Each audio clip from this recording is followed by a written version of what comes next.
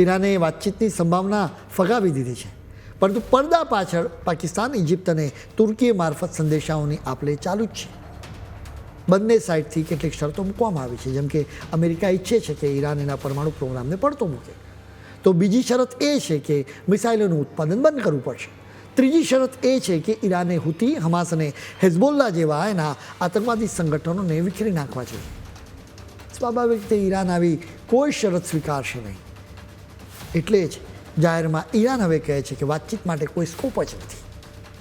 તમને યાદ હશે કે આ યુદ્ધ પહેલાં અમેરિકા અને ઈરાનની વચ્ચે વાતચીત ચાલુ હતી, જેમાં પણ અમેરિકાએ આ જ 3 શરતો મૂકી હતી.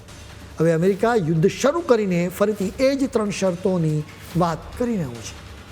ત્યારે સૌથી મોટો સવાલ એ છે કે ઈરાન કયા નેતાની સાથે વાતચીત કરવી, કેમ કે અમેરિકા અને ઇઝરાયલે ઈરાનના ટોચના નેતાઓને જ ખાતમું બોલાવી દીધો છે.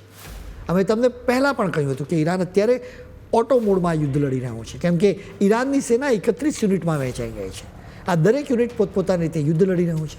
એટલે કે અત્યારે કોઈ એક સુપ્રીમ લીડર રહ્યો જ નથી. ખામેનેઈ પછી લારીજાની જ ઈરાન માટે વાતચીત કરી શકે એમ હતા. જોકે ઇઝરાયલે તેમનો પણ ખાતમો બોલાવ્યો, જેથી વાતચીત જ ન થઈ શકે. ઇઝરાયલ પણ નથી ઈચ્છતું કે વાતચીત આગળ વધે. અત્યારે ઈરાનમાં વાતચીત કરવા માટે કોઈ નેતા ઉપલબ્ધ જ નથી. તમે કહેશો કે ઈરાનના રાષ્ટ્રપતિ મસૂદ પેજેશ્કિયન છે, તેઓ ચૂંટાયેલા સર્વોચ્ચ નેતા છે, જોકે તેમની પાસે ખરી સત્તા જ નથી. સેના પર તેમનો પૂરતો કંટ્રોલ પણ નથી. ઈરાનમાં ધાર્મિક નેતાઓનું જ પ્રભુત્વ હોય છે. આ ધાર્મિક નેતાઓ જ સુપ્રીમ લીડર હોય છે. તેમની કાઉન્સિલ જ બધા નિર્ણયો કરે છે. હવે સ્વાભાવિક રીતે તમે કહેશો કે ખામેનેઈના ગયા પછી તેમનો દીકરો મોજતબા તો છે જ, જોકે અત્યારે આ યુદ્ધમાં તેમની સીધી કોઈ સક્રિયતા એટલી જોવા મળી નથી રહી.